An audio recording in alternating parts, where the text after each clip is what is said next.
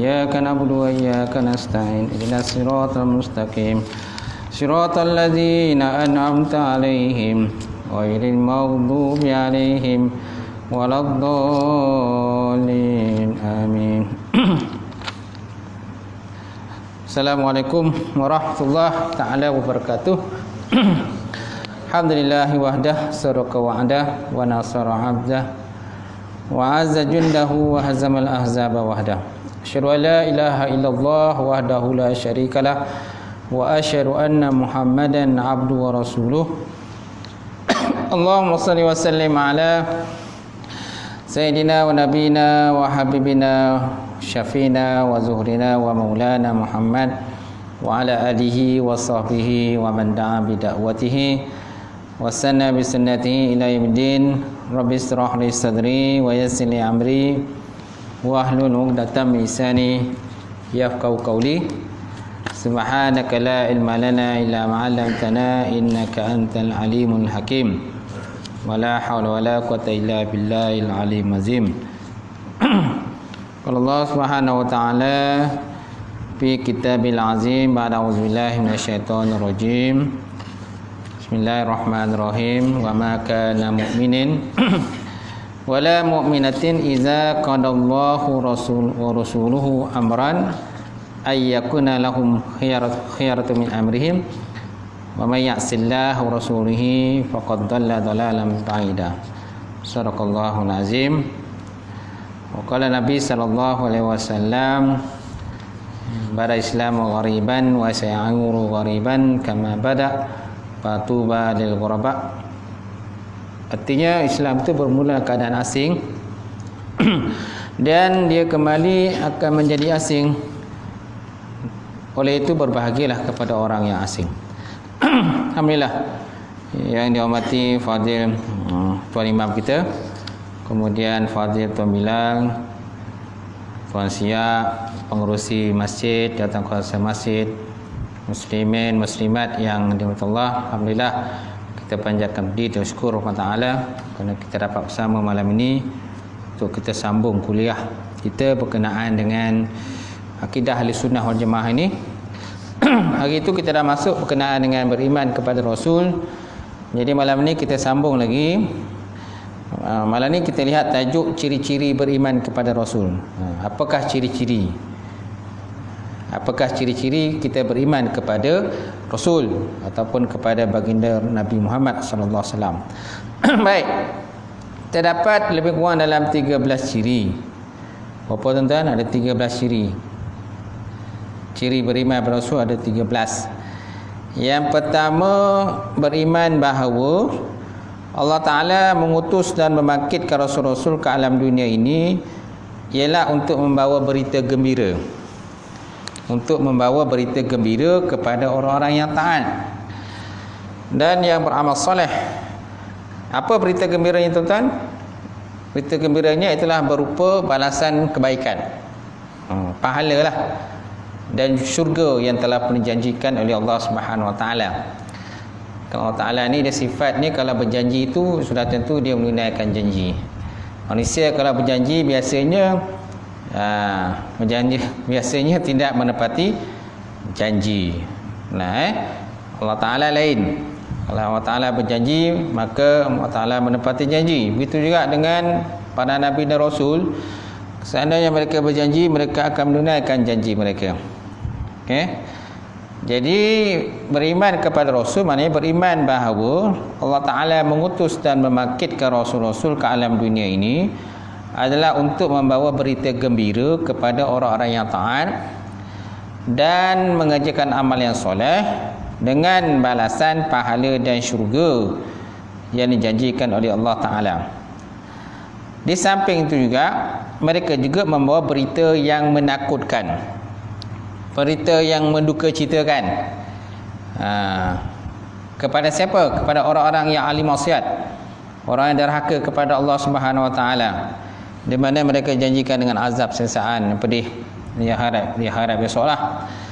Sebagaimana Allah Taala menyebut dalam Al-Quran, wa ma nursilul mursalina illa mubasysyirin wa munzirin faman amana wa aslaha fala khaufun alaihim wa la hum yahzanun wallazina kafaru biayatina yamassuhumul azabu bima kanu yafsukun. Surah Al-An'am ayat 48 49. Maksudnya apa? Wa ma nursilul mursalin, tiada kami utuskan akan semua rasul itu illa kecuali mubasyirin, kecuali nak bawa kabar gembira lah, kabar gembira, kabar yang menyeronokkan lah, tentang balasan syurga, kenikmatan terdapat dalam syurga. Kan dunia ni adalah negara yang tidak kekal. Dunia ni merupakan negara untuk kita beramal. Akhirat adalah negara untuk kita menuai hasil daripada amalan-amalan soleh yang kita buat. So maknanya Nabi itu datang untuk memberi kabar menggembirakan. Wa munzilin, dan juga kabar menduka citakan tentang balasan siksaan kepada orang yang dogi, yang bega, kan, yang keras hati, yang sombong dan takabur, yang beramal bukan kerana Allah, beramal kerana manusia. Ya, ada cepat-cepat ciri-ciri riak lah, riak ataupun menunjuk dalam amalan mereka. Jadi mereka tidak akan mendapat balasan syurga Allah Ta'ala, tapi balasan neraka. Kemudian dalam ayat itu lagi, wa man amana wa aslaha fala khaufun alaihim wa la hum yahzanun, maka barang siapa yang beriman dan memperbaguskan amalan mereka, fala khaufun alaihim, maka tiada ketakutan atas mereka, wala hum yahzanun, dan tiada mereka itu duka cita lah. Duka cita besok, di akhirat besok tak ada duka cita, gembira je. Walazina kadzabu bi ayatina, dan orang-orang yang mendustakan ayat kami, yamassuhumul azab, yamassuhu, mana ditimpa mereka itu akan azab.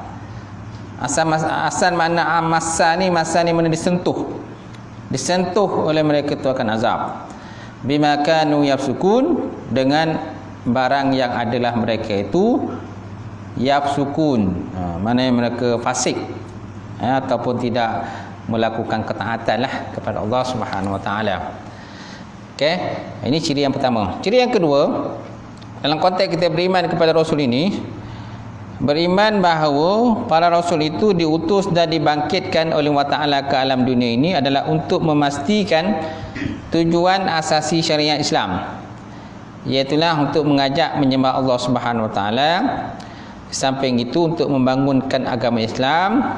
Samping itu mengajak mentauhidkan Allah Ta'ala, sama ada konteks uluhiyah ataupun rububiyah Allah Ta'ala. Begitu juga asma, nama-nama Allah Ta'ala. Okey, itu tujuannya lah diutuskan para Nabi dan Rasul tadi, untuk memastikan tujuan asasi syariat Islam itu ialah kita mengajak manusia tadi, Nabi Rasul tadi mengajak supaya menyembah Allah Ta'ala dan menjauhkan diri daripada penyembahan kepada benda yang selain daripada menyembah Allah Subhanahu Wa Ta'ala. Di samping itu bukan sekadar menyembah Allah, malah mengajak manusia pula membangunkan Islam, membangunkan Islam. Kerana agama yang ditiraf Allah Ta'ala ini Islam saja. Inna dina innallahi Islam. Sungguhnya agama yang ditiraf oleh Allah Ta'ala itulah Islam saja. Kalau agama lain, mereka juga mendakwa agama mereka adalah agama yang benar. Orang yang Kristian mendakwa agama mereka agama yang benar. Orang Yahudi pun begitu juga. Masing-masing mendakwa mereka adalah agama yang benar. Tetapi dalam Quran, Allah Ta'ala hanya menyebutkan inna dina innallahi Islam. Hanya agama yang diredai di semua Ta'ala itulah Islam saja.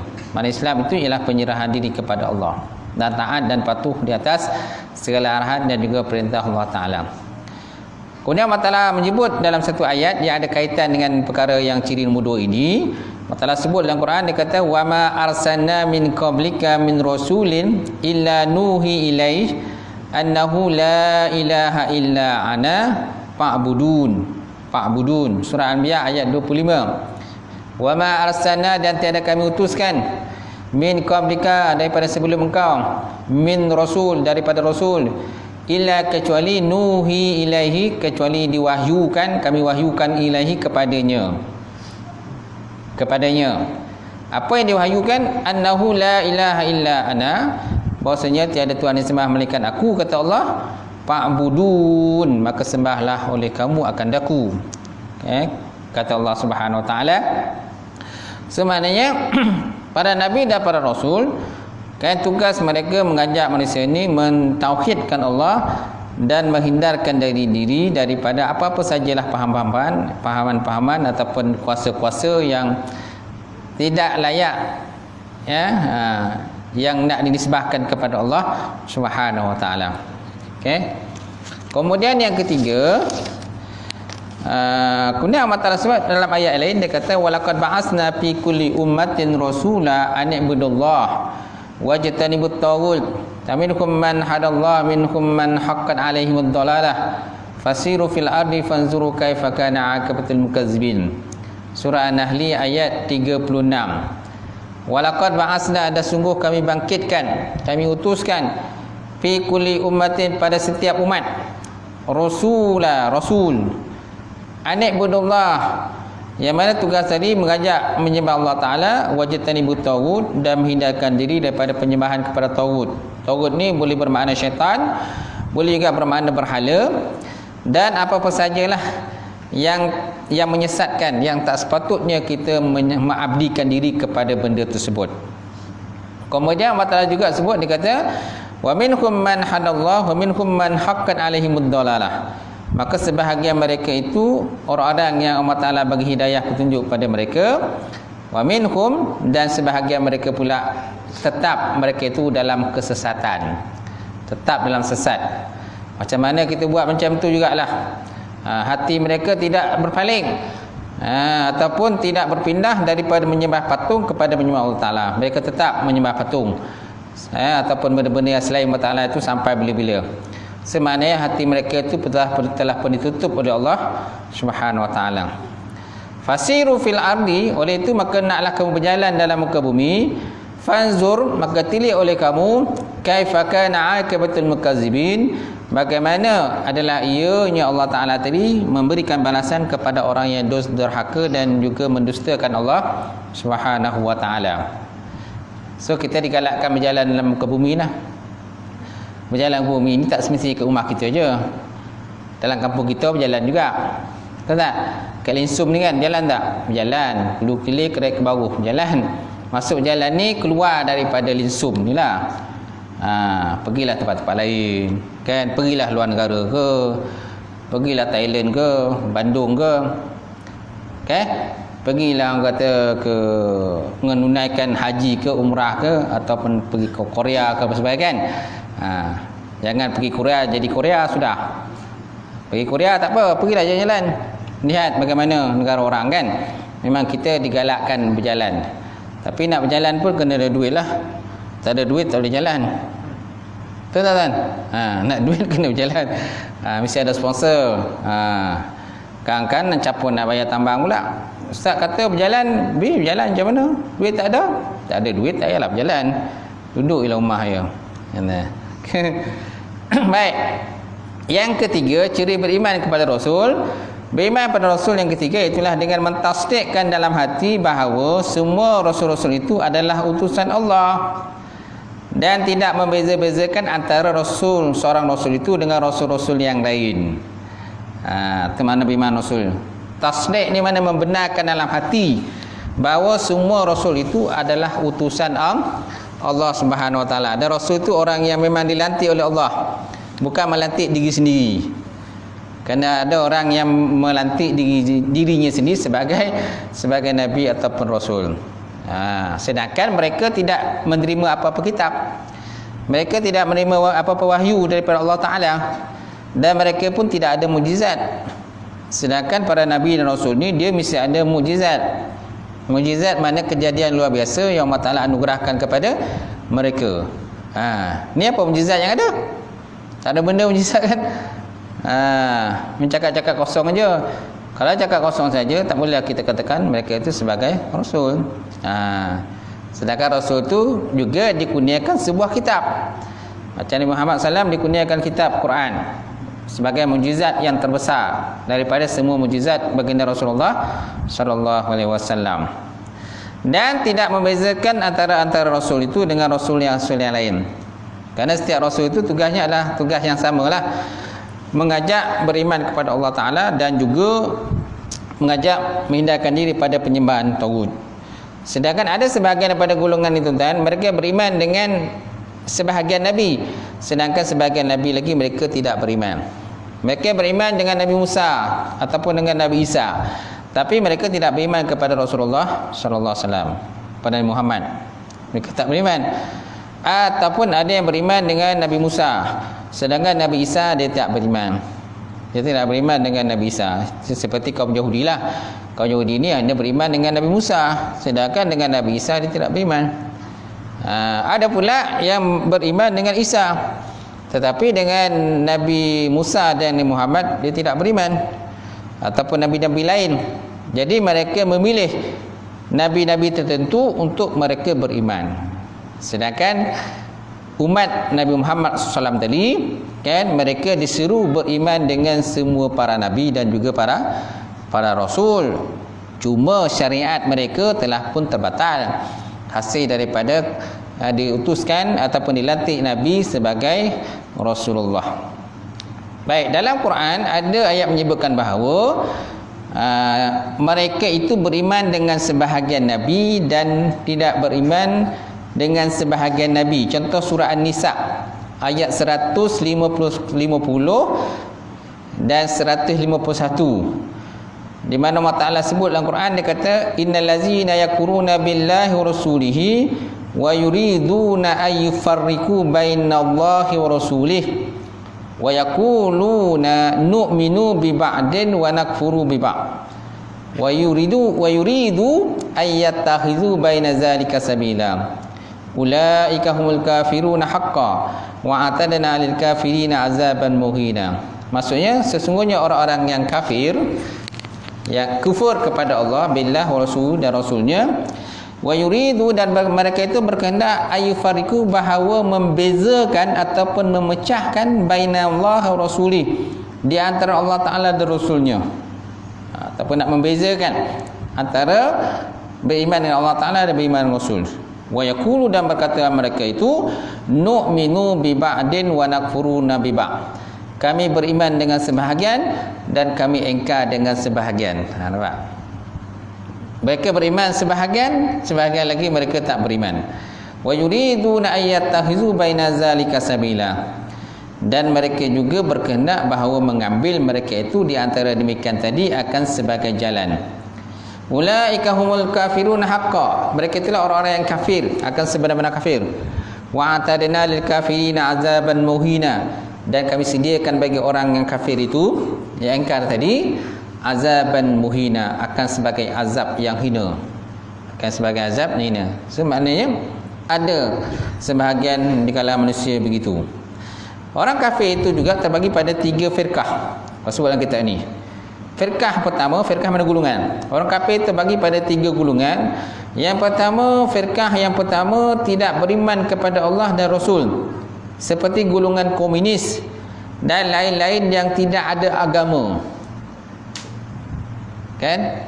Golongan-golongan tidak ada agama ni, sama ada kepada Rasul atau Allah Ta'ala sendiri pun mereka tak akan beriman.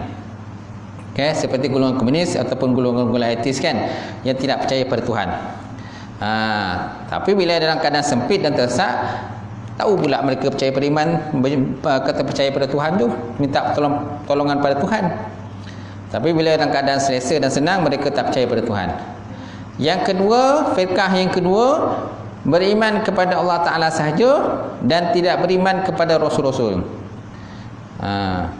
Allah Ta'ala dia beriman, tapi Rasul dia tak beriman, tak percaya, seorang pun tak percaya. Ini firqah ataupun golongan yang kedua. Kemudian firqah atau golongan ketiga, beriman kepada setengah-setengah Rasul dan kufur kepada setengahnya, seperti kaum Yahudi yang beriman kepada Nabi Musa dan kufur dan ingkar kepada Nabi Isa AS, dan Nabi Muhammad pun mereka tak beriman. Kemudian kaum Nasrani ataupun Kristian yang beriman kepada Nabi Isa dan Nabi-Nabi yang terdahulu, tetapi tidak beriman kepada Nabi Muhammad SAW dan juga tidak beriman kepada Nabi Musa AS. Ini kumpulan ataupun firqah-firqah, kan, pahaman-pahaman mereka lah. Itu sebabnya Nabi SAW menyebutkan bahawa pada akhir zaman nanti, kan, umat Islam terbahagi ataupun terpecah Orang Islam sendiri terpecah kepada 73 firqah, 73 golongan. Islam sendiri terpecah pada 73 golongan. Okey. 72 masuk neraka, yang tinggal satu golongan saja, iaitu golongan Ahlussunnah wal Jamaah. Kemudian yang kedua, kumpulan ketiga ialah golongan Yahudi. Yahudi terbagi kepada 71 firqah, 71 kumpulan, dan semuanya masuk neraka. Okay. Dan Nasrani terbagi kepada 72 firqah, 72 golongan pula, semua masuk neraka. Jadi yang selamat siapa? Golongan Ahlussunnah wal Jamaah. Baik. Kemudian yang keempat, ciri beriman pada Rasul yang keempat, beriman bahawa setiap Rasul-Rasul yang diutuskan tadi adalah melaksanakan amanah yang dipertanggungjawabkan kepada mereka, yang menyampaikan risalahnya atas wajah yang akmal. Akmal maknanya sempurna. Dan juga menyatakan kerasulannya dengan bukti-bukti yang jelas. Oleh itu setiap orang Islam wajib taat kepada para Rasul, kerana mereka yang taat pada Rasul sama seperti mereka taat kepada Allah Subhanahu Wa Taala. Itu sebabnya dalam rukun Islam disebut beriman kepada, salah satunya beriman kepada para Rasul. Semana kalau kita menafikan salah satu rukun Islam itu, rukun iman tadi, maknanya kita terkeluar daripada Islam. Bukan bila kita nafikan satu tu mana tinggal 5. Itu juga dengan rukun Islam. Rukun Islam 5 perkara. Syahadah, mendirikan solat, lepas tu puasa di bulan Ramadan, mengerjakan haji, lepas tu zakat. Tak, zakat. Satu saja kita menafikan ataupun tak percaya ataupun tak nak patuh, maka kita terkeluar daripada Islam. Bukan makna tinggal lagi 4. Ada 4 lagi ya Ustaz. Satu je aku tak percaya. Itu juga dengan beriman dengan rukun iman. Satu saja kita tak percaya. Contoh tak percaya pada qada dan qadar, maka terkeluarlah kita daripada Islam. Baik. Kemudian Allah Taala sebut dalam Quran, wa may yuti'illah may yuti'ir rasul faqad ata Allah wa man tawalla fama arsalnaka alaihim hafiza. Surah An-Nisa ayat 80. Maksudnya may yuti'il rasul, barang siapa yang taat pada Rasul, faqad ata Allah, maka sungguh dia taat kepada Allah. Wa man tawalla, maka barang siapa berpaling, fama arsalnaka alaihim hafiza, maka tiada kami utuskan kepada engkau atas mereka itu hafiza, penjaga ataupun pengawal. Penjaga ataupun pengawal. Di ayat ini merupakan sebagai dalil bahawa apabila kita beriman dengan Rasul, mana kita beriman dengan Allah. Samalah juga seperti kalau kita taat kepada ibu bapa. Taat kepada bapa, maka bawa taat kepada Allah Taala. Redha Allah Taala kepada ibu bapa, bawa pada redha kepada Allah Taala. Sebagaimana sabda Nabi sallallahu alaihi wasallam, redha Allah ala redha walidaini. Keredaan Allah Taala itu di atas keredaan dua ibu bapa. Mana kalau ibu bapa kita redha, maka sudah tentu Allah Taala pun redha terhadap diri kita. Kalau kita melawan ibu bapa kita, tak taat kepada arahan dan juga perintah ibu bapa kita, maka sudah tentu kita pun tak taat kepada Allah. Taat ini dalam konteks benda-benda yang tidak melanggar syariat. Kalau benda yang melanggar syariat, tak perlulah kita taat. Selagi mana perintah dan arahan itu tidak melanggar syariat Allah Subhanahu Wa Taala, wajiblah kita patuh. Kemudian Allah Taala juga sebut dalam ayat yang lain tentang ciri yang keempat ini di mana setiap Rasul itu adalah melaksanakan amanah yang dipertanggungjawabkan kepada mereka. Ialah seperti ayat Allah Taala sebut dalam Quran, dia kata walau annahum izzalamu anfusahum ja'uka fastaghfirullah wastaghfara lahumur rasul lawajadullah tawwabar rahimah. Wa ma arsalna min rasul illa liyuti'a bi iznillah. Dan tiada kami utuskan daripada Rasul itu kecuali supaya kita mentaati perintah mereka dengan izin Allah Subhanahu Wa Taala. Walau annahum, dan jika seandainya mereka itu izzalamu, ingatlah ketika mereka itu menzalimi diri mereka sendiri, ja'uka, lalu datang kepada mereka itu, mereka datang pada engkau ya Muhammad, fastaghfirullah, lalu mereka itu minta keampunan kepada Allah Subhanahu wa taala, wastaghfarallahumur rasul, dan rasul pun minta keampunan kepada mereka, lawajirullah tawwabar rahima. Nasihat kamu dapati Allah Taala tu Maha penerima taubat lagi Maha penyayang. Penerima taubat dan penyayang. Dan satu lagi, kalau kita lihat kepada sifat yang wajib kepada para nabi dan rasul ini, ialah antaranya ialah siddiq, berkata benar. Yang kedua, tabligh, menyampaikan. Yang ketiga apa? Amanah. Yang keempat, fatanah ataupun cerdik. Okey. Jadi sifat amanah ini perlu ada kepada setiap nabi dan juga para rasul. Kalau tidak ada amanah, sudah tentu nabi dan rasul itu dikira khianat di atas segala perintah Allah Subhanahu wa taala. Okey. Kemudian dalam kitab ni pula ada nyatakan bahawa antara ciri-ciri kata beriman kepada pada nabi dan rasul ini ialah kita berkeyakinan bahawa semua para nabi dan rasul itu dalam konteks mereka berdakwah kepada manusia, mereka tidak menuntut upah daripada seseorang.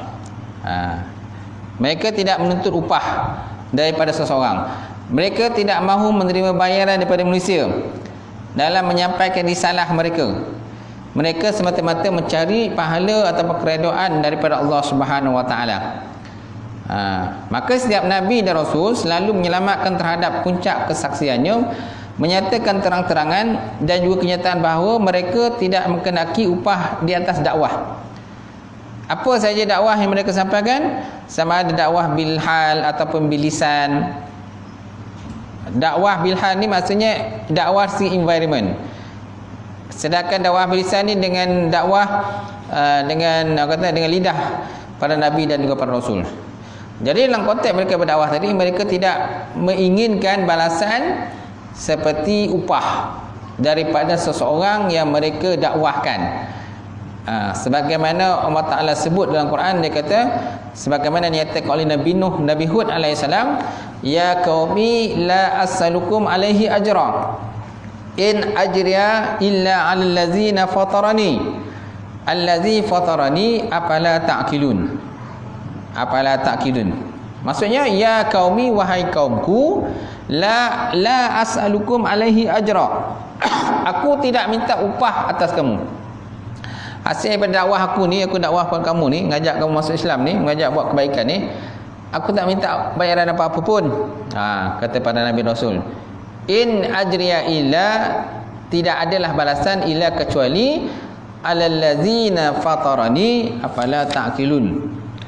Upahku tiada lain hanyalah daripada Allah Ta'ala yang telah menciptakan aku, maka tidakkah kamu memikirkan? Semaknanya Nabi Hud AS berbasar kepada ayat ini, mereka tidak meminta upah daripada manusia. Begitu juga dalam satu ayat yang lain, qul ma as'alukum alaihi min ajrin wa ma ana minal mukallifin. Maksudnya, katakanlah aku tidak meminta kepadamu sebarang bayaran atas dakwahku ini, dan bukanlah aku daripada golongan orang yang suka mengada-adakan sesuatu, mengada-adakan cerita. Okey, ini tentang jiwa Nabi Muhammad sallallahu alaihi wasallam. Ayat ini berkaitan dengan baginda Rasulullah sallallahu alaihi wasallam, semana Nabi pun tak minta upah. Kemudian dalam ayat lain dalam surah Al-Furqan, qul ma as'alukum alaihi min ajrin illa man syaa'a ayyattakhidha ila rabbih sabila.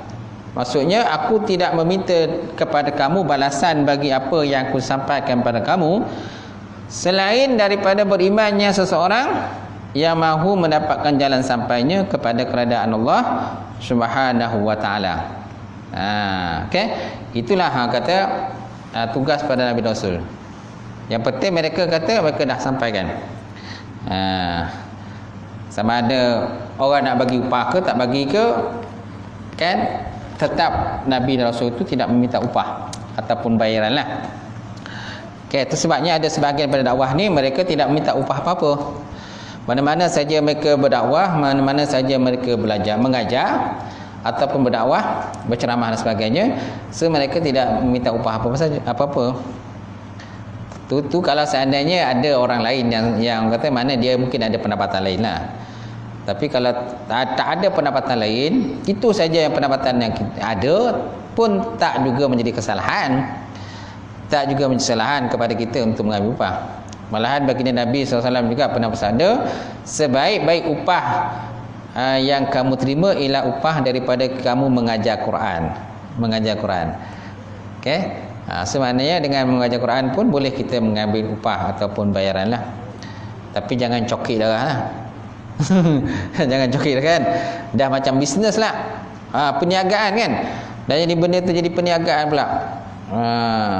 Kalau nak panggil ceramah kan, boleh satu jam dalam 10,000 lah. Sediakanlah 10,000 lah. Kalau tak ada 10,000 tak payah panggil lah. Ya, panggil orang lain lah kan. Sebenarnya ni dia menentukan bayaran kan, meletakkan harga kepada apa yang dia infakkan tadilah ke jalan Allah Taala. Baik. Kemudian yang keenam, beriman bahawa ciri-ciri beriman pada rasul yang seterusnya ialah beriman bahawa Allah Ta'ala tidak menghususkan kepada para rasul tabiat yang lain selain daripada tabiat basyariyah. Pemana basyariyah? Perangai manusia. Hanyalah Allah Ta'ala memilih rasul-rasul itu dan menghususkannya daripada golongan lelaki sahaja. Hanya golongan lelaki saja dilantik sebagai para nabi dan rasul. Tidak ada golongan wanita. So janganlah wanita mendakwa aku ni sebagai nabi ataupun sebagai rasul lah. Kerana zaman sekarang ni macam-macam pun. Bila Nabi dah wafat pun ada juga yang mendakwa kan. Mendakwa sebagai Nabi dan Rasul. Zaman sekarang pun macam-macam juga lah benda-benda pelik yang berlaku. Tak mustahil kalau ada orang mendakwa dia sebagai seorang perempuan, dia mendakwa sebagai para Nabi, salah seorang Nabi ataupun salah seorang Rasul. Tak pelik tuan-tuan zaman sekarang. Okay. Kemudian jadi Allah Ta'ala tidak menghususkan kepada para Nabi dan juga para Rasul selain daripada mereka itu mempunyai tabiat basyariah, tabiat manusia ataupun perangai manusia. Contohnya seperti para Nabi dan Rasul itu mereka makan dan minum. Para Nabi dan Rasul mereka juga tidur. Para Nabi dan Rasul mereka juga ketawa. Mereka juga berjalan-jalan di pasar. Mereka juga beristeri ataupun berkahwin. Mereka juga berzuriat, mempunyai keturunan dan lain-lain daripada semua perangai manusia yang tidak membawa kepada kekurangan pada derajat mereka yang tinggi. Derajat mereka yang tinggi. Itu sifat para nabi dan juga para rasul, tuan-tuan. Baik, kemudian mana contoh, mana dalilnya, tuan-tuan? Allah Taala sebut dalam Quran dalam surah apa ni? Dalam surah Al-Furqan, Allah Ta'ala sebut, dia kata, "Wa ma arsalna qablaka minal mursalin illa innahum layakuluna at-ta'am wa yamshuna fil aswaq wa ja'alna bain ba'dakum bi ba'din fitnatan atasbiruna wa kana rabbuka basira." Wa kana rabbuka basira. Maksudnya, wa ma arsalna qablaka, dan tiada kami utuskan sebelum engkau minal mursalin, daripada golongan-golongan Rasul wahai Muhammad, illa kecuali innahum, sesungguhnya mereka itu layakuluna ta'am, mereka itu memakan akan makanan, wa yamshuna fil aswaq, dan mereka itu berjalan-jalan di pasar, wa ja'alna ba'dakum li ba'din fitnah, dan kami jadikan sebahagian mereka itu di atas sebahagiannya fitnah, ujian, atas birun, supaya kamu semua dapat bersabar. Wa kana rabbuka basira, dan adalah Allah Ta'ala itu, Tuhan kau itu basira, maha melihat di atas apa yang kamu kerjakan. Semana dalam ayat ini, tuan-tuan, Allah Ta'ala sebut, dia kata para Nabi dan Rasul itu, mereka itu kan, antara ciri mereka layakuluna ta'am, mereka makan. Ciri-ciri mereka makan. Macam mana manusia lain makan, mereka pun makan juga. Mereka perlukan kepada makanan juga. Wa yamshuna fil aswaq, dan mereka juga berjalan di pasar-pasar. Macam kita pun suka berjalan ke pasar, cari bahan-bahan dapur kan. Cari bahan dapur. Kalau tak pasar, pergilah orang kata kayak benda tu, family store kan. Family store ke kat mana-mana kan. Pusat-pusat yang ada bahan-bahan dapur ni, carilah ke situ. Jadi Allah Ta'ala sebut inilah ciri-ciri para Nabi dan Rasul. Mereka mempunyai, bukan saja ada mukjizat, bukan saja mereka itu kata bersifat maksum, nanti kita sentuh sifat maksum, malahan mereka juga kata mempunyai ciri-ciri manusia. Kan buang air, kencing, terberak. Betul tak? Mereka juga ada juga masa mereka sakit, bukan benda tak ada sakit, ada juga, tapi sakit-sakit yang tidak membawa kepada mencacatkan ataupun menjatuhkan maruah akan diri mereka. Tuan-tuan. Baik, kemudian saya nak sentuh sini antara sifat-sifat para nabi, seperti Siddiq bercakap benar, kedua tabligh menyampaikan, ketiga amanah, yang keempat fatanah cerdik, yang kelima antara ciri nabi lagi ataupun para rasul, selamat daripada penyakit yang menakutkan. Yang keenam ismah ataupun maksum. Maksum ataupun ismah.